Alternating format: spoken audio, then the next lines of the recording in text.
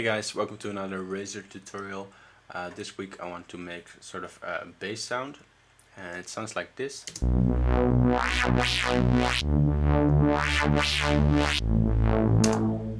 And you can make it more fancy in terms of modulation, but there are some interesting things happening here with the envelopes. So first off, for the first oscillator I chose the pulse width, and this is just a pulse wave, which is kind of the same as a square wave. When you set it to 50%, it will be exactly a square wave. I've used the numbered pitchbend and the lowpass filter, the normal lowpass filter, and the multimode. And the pulse is now set to minus, let's say minus 0.25. And the color is a little bit up. This is boosting the upper harmonics, the upper partials of the sound, making it more brighter. Then we have the numbered pitchbend. It's controlled by LFO2, and it's set to around 13, and it's only working on the even harmonics. And the color is a little bit down on this one, making it a little bit of a duller sound. For the low pass filter, I've set it to 75, let's say 75. I've used aftertouch there. You click here and you can select aftertouch, and this way when you press the key on your keyboard and you press it down harder, it will open the filter more. So that makes it a more expressive patch, and that's very useful. It allows you to use it for more than one song because you can change it depending on how you play. I've also used envelope 3 there, and I've used a little bit of key tracking so that when I play higher on the keyboard, the filter is going to open up more. For the boost, which is basically the resonance, I've used envelope 3 as well, and also the aftertouch. And you can see the boost right here. So first you set the cutoff, and that is where the boost is going to happen. And then depending on where you set this knob, it will either boost or attenuate the frequencies around that cutoff. And in the case of Razor, it will not just lower the volume there, it will actually change the partials on that spot where you set the cutoff. You can see the boost there. I can also make it lower. Then we have the width, and this is in an equalizer will be the Q.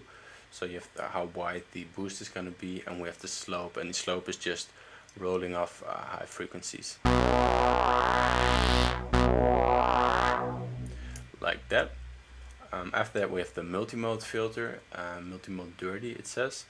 And this, like the name implies, is multiple filters in one. All the way to the left for the mode knob is the low pass filter, all the way to the right is the high pass, and in the middle is band pass. And I like the band pass, so I chose that.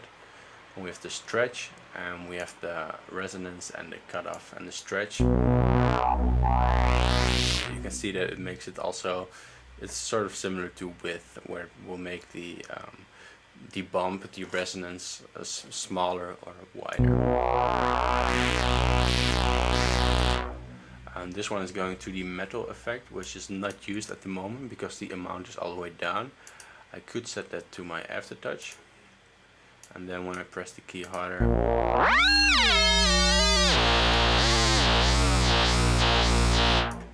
I get a little bit of that effect. Just give a very subtle amount of maybe just 3, and then you set the quantize, and the quantize sets how high the effect is gonna be.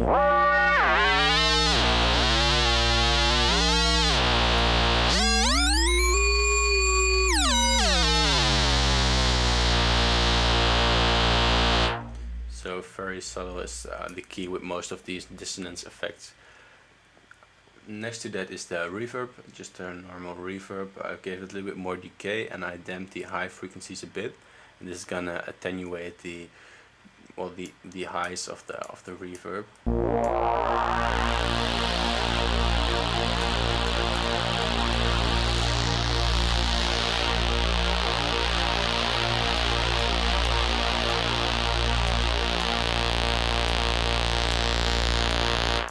and I've set it up with the mod wheel, but I think I'm gonna just turn that off for now. And then the delimiter is there. You can see the settings yourself. It's this one, and I drive it pretty hard. And it makes the sound a little bit more gritty, also less clean, so that is sort of a choice you have to make. And I've used the safe bass right here, providing us with a little bit more low end, which is always good. And last video we talked about, last tutorial last week, we talked about the automation LFO and how to set that up. So if you don't know how to open this LFO right here, you should definitely check that video. And I've used that this time to control the cutoff of the multimode filter, because my other LFOs were already in use, and this is why this is moving all by itself. That is when I play the project, because it needs to receive MIDI clock to work. And I've used the envelopes, and envelope 3 is doing kind of a cool thing because it has a very slow attack. You can see that here, and I've used it on the low pass, and it's gonna open up the cutoff more.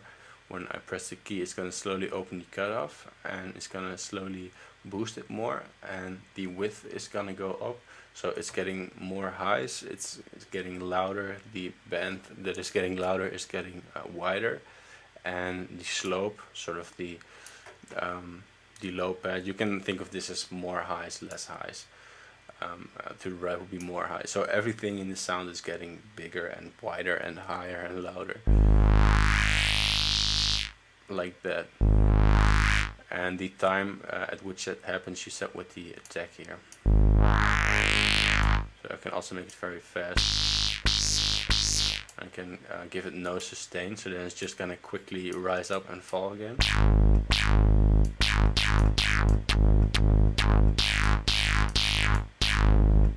And then if I want to, I can let this listen to the echo, and then it's gonna do that same modulate. It's gonna trigger the envelope a couple of times depending on how high you set the feedback on the echo box right here, and the speed at which it happens is set with the delay.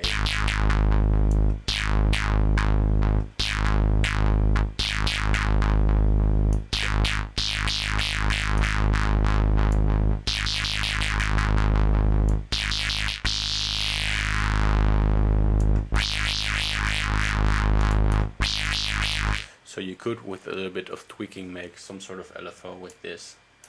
If you set the attack in the middle, the decay and the feedback very high, you just have a repeating envelope with a sort of a sinus-like shape. And eventually it will fade away. But what I did is I set the attack just very high, and then the sustain all the way up, and now it's just gonna rise and boost that filter.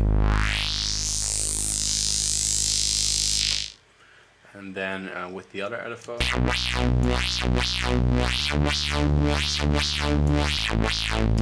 another cool effect to use with this one is the stereo spread, and this one makes it very nice in stereo.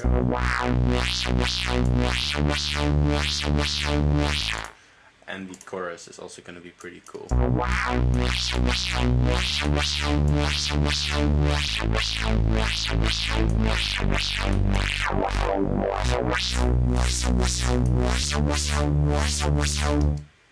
I should set the pitch to -24 instead of 25. And I've attenuated, I've pulled down the glide a little bit. So now when I play it and I mute this part, I have just a little bit of glide, and it's very expressive because of the aftertouch modulations, automations that I've set up.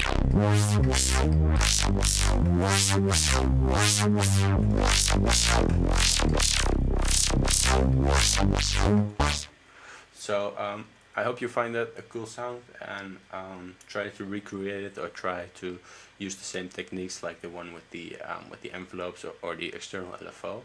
And then I'll see you next week. Thanks.